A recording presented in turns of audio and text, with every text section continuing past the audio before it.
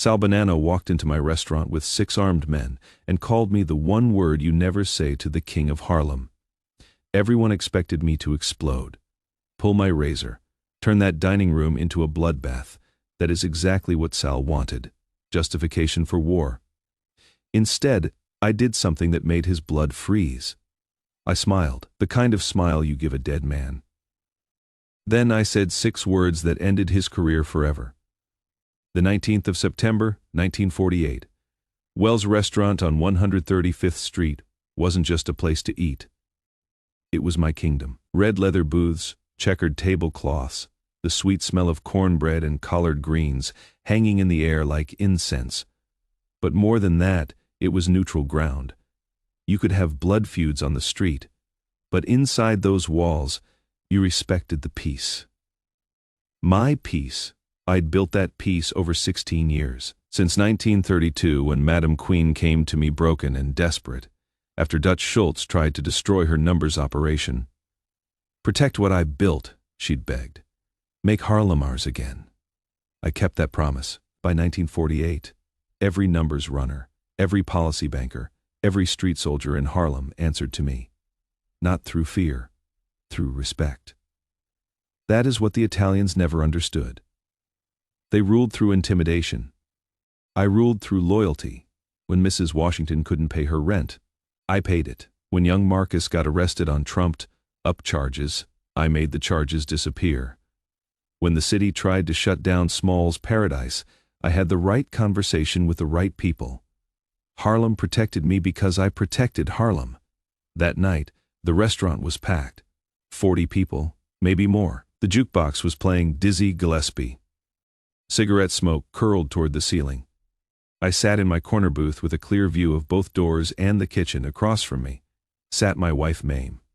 Elegant, poised, the kind of woman who could silence a room just by entering it. I was cutting into a ribeye steak, medium rare, when the door swung open. Sal Bonano entered first, 6 foot. 230 pounds of muscle wrapped in an expensive suit. They called him the Butcher, after what he did to a card cheater in Brooklyn. Let's just say they found pieces of that man in 4 different boroughs. Behind Sal came his crew. 6 men, all packing heat. The bulges under their jackets weren't even hidden. That was the point. Show force, intimidate. Control the room through fear. The restaurant noticed immediately. Conversations died mid-sentence. Forks froze halfway to mouths. Even the jukebox seemed to quiet down, like it sensed the danger walking through my door. Sal strode directly to my table, didn't ask permission, didn't wait for an invitation. Just planted himself there, looking down at me like I was something stuck to his shoe. "Bumpy Johnson," Sal announced, loud enough for everyone to hear. "We need to talk." I didn't look up from my steak, just kept cutting, slow and precise. The knife scraped softly against the porcelain plate. "I am eating," I said quietly. Sal smiled, not friendly. The kind of smile bullies give before they take your lunch money. "Yeah, I can see that. Nice little place you got here, real quaint." He leaned forward slightly. "But here is the thing, Bumpy. My Uncle Joe's got a problem. See, he thinks it is time for Harlem to get with the program. The numbers game? That is Italian business now. Always should have been." I still didn't look up. But Mame did. She stared at Sal with the kind of contempt that could freeze blood. Sal continued his rehearsed speech. "So here's how this works. You step aside, hand over your operation. We'll throw you 10% for your trouble. You keep your little restaurant, play the big man for your people. But the real money? That stays where it belongs with us." The entire restaurant held its breath. Nobody moved. Nobody spoke. The tension was thick enough to cut with my steak knife. I set down my knife, picked up my napkin, dabbed the corners of my mouth.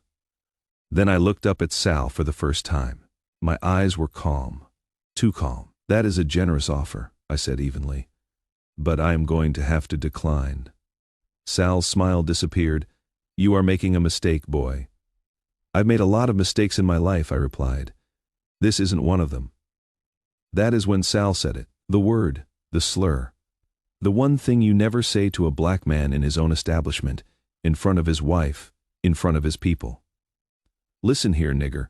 The fork Mame was holding hit her plate with a sharp clink. The sound echoed like a gunshot. The entire restaurant went dead silent. Not the kind of silence where people pause to listen. The kind where everyone's deciding if they'll live to see tomorrow. My expression didn't change, didn't flinch, didn't show anger. But everyone in that restaurant who knew me, everyone who understood what Bumpy Johnson was capable of, felt their blood turn to ice. Because me sitting perfectly still was more dangerous than most men in motion. Me right hand moved slowly, reached into my vest pocket. Sal's 6 bodyguards tensed, hands drifting toward their weapons. But I didn't pull a gun. I pulled out my straight razor. The same one I'd carried since I was 16, the one I'd used to carve my reputation into the flesh of men who'd underestimated me. I placed it gently on the table next to my steak knife. "You brought 6 men," I said quietly. My voice was so calm it was terrifying. "6 guns into my restaurant, and you think that makes you dangerous?" Sal tried to laugh it off. "I think it makes me smart." "No," I said, standing up slowly. I folded my napkin with the same precision I used to cut my steak, placed it on the table. "It makes you ignorant." The 6 bodyguards reached for their weapons. I didn't even glance at them. "You see these people?" I gestured to the 40 customers around us. "You think they're just innocent folks eating dinner?" Sal looked around. For the first time, uncertainty crept into his eyes. "Let me educate you, Sal. That man by the door, Thomas. I paid his daughter's hospital bills when she got pneumonia. That woman in the red dress. Her husband used to beat her. I made sure he stopped. That kid washing dishes in the back. I kept him out of prison when corrupt cops tried to frame him." I gestured toward a table near the window. "See that old man reading his newspaper? That is Deacon Williams. When the city tried to condemn his church for a highway project, I had a conversation with the mayor. Church is still standing, the woman serving coffee. That is Sarah. When her son got drafted into Korea, I made sure he got assigned to a safe unit stateside. That couple in the corner booth, I officiated their wedding when no church would marry them, because they were from different islands." My voice grew quieter, more intense. "Every face in here has a story. Every story has my fingerprints on it. Not because I demanded loyalty, because I earned it." I took a step closer. Sal's bodyguards raised their weapons halfway, but I didn't stop.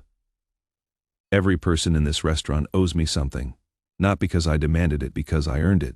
You brought 6 guns into my house, Sal, but I've got 40 soldiers. They just don't wear suits." Sal swallowed hard, glanced around the room again.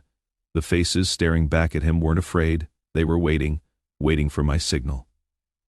"Now," I said, my voice dropping to barely above a whisper, "I am going to give you a choice. You can apologize to my wife for using that word in her presence. Then you can walk out of here and tell your Uncle Joe that Harlem is not for sale." I picked up the razor, opened it slowly. The blade caught the restaurant light. "Where you can find out why they call this Bumpy's Kingdom." Sal Bonano had killed 17 men in his career. He'd broken bones, burned businesses, extorted millions. He wasn't used to being afraid, but standing there, surrounded by 40 silent witnesses, staring into my cold, calm eyes, Sal felt something he hadn't experienced since childhood terror. Not the kind that comes from physical pain, the kind that comes from realizing you've miscalculated badly and there is no escape. I smiled. That same smile from earlier. The one that said I already knew how this story ended. Then I said the 6 words that would echo through the criminal underworld for decades. "Your uncle will bury you tomorrow." The words hung in the air like smoke. Sal's face went pale. I watched the color drain from his cheeks as the meaning hit him. His 6 bodyguards shifted nervously, fingers twitching on triggers, but they were smart enough to read the room. 40 pairs of eyes staring at them. 40 people who'd heard what their boss called me. 40 reasons why pulling those triggers would be the last thing they ever did. "What?" Sal's voice cracked slightly. "You heard me?" I said calmly. "You walked into my restaurant, disrespected me, disrespected my wife, disrespected my people. And you think you are walking out of here?" The confidence that had carried Sal through the door was evaporating like steam. I could see the calculations running through his head. 6 guns against 40 angry people. Math that didn't work in his favor. Sal's bodyguards raised their guns fully now. All 6 aimed at me. I didn't even blink. "You can shoot me," I said. "Maybe you'll kill me. But the moment you pull those triggers, 40 people in this room will tear you apart. And even if you make it to that door, you think you are making it out of Harlem alive?" I gestured toward the window. "This is my city. Sal, every block, every corner, every alley, you are already dead. You just don't know it yet." The silence was absolute. You could hear the clock on the wall ticking, the hum of the refrigerator in the kitchen, someone's shallow, quick breathing. Sal's hand was shaking, just barely, but it was shaking. That is when I gave him mercy he didn't deserve. "Or," I said softly, "you can apologize to my wife, walk out of here, and never come back. Tell your uncle that if he wants Harlem, he can come himself. But he better bring more than 6 men." For 10 seconds nobody moved. 10 seconds, that felt like 10 years. Then Sal Bonano lowered his weapon. His crew looked at him in shock, but Sal wasn't looking at them. He was looking at Mame. "Mrs. Johnson," Sal said, his voice barely audible. I apologize. That word, I shouldn't have said it." Mame didn't respond, just stared at him with those cold, unforgiving eyes. Sal backed away slowly. His crew followed, weapons still out but lowered. They moved toward the door like men walking away from a bomb they'd accidentally triggered. When Sal reached the door, he turned back one last time. "This isn't over, Bumpy." I sat back down, picked up my fork, cut another piece of steak. "Yes, it is," I said without looking up. "You just don't know it yet." The door swung shut behind them. For a moment, the restaurant stayed silent. Then someone started clapping, slow at first, then faster. Soon everyone was standing, cheering. I had just stared down 6 armed mobsters without firing a single shot. Mame reached across the table and squeezed my hand. "You didn't have to do that," she said softly. "Yes, I did," I replied. "Respect is everything. You lose that, you lose everything." Sal Bonano left Harlem that night and never returned. 3 days later, the 5 families held an emergency meeting. Joe Bonano wanted revenge, but Frank Costello, the real power in New York's underworld, said something that changed everything. "Bumpy Johnson runs Harlem because Harlem wants him to. We try to take it by force. We start a war we can't win. Not because we can't kill him, because we can't kill 40,000 people who die for him. Leave Harlem alone." And they did. From that night forward, the Italian mob never tried to take Harlem by force again. They negotiated. They showed respect. Because I taught them something they'd forgotten. Power isn't just about guns and money. It is about earning the loyalty of people who don't have to give it to you. That razor, I put on the table. I never had to use it. Because sometimes the most dangerous weapon a man has isn't made of steel. It is the love of his people. If this story of respect and real strength moved you, hit that like button and subscribe. Drop a comment below. Have you ever seen someone command a room with just their presence? And hit notifications for more untold legends from Harlem streets.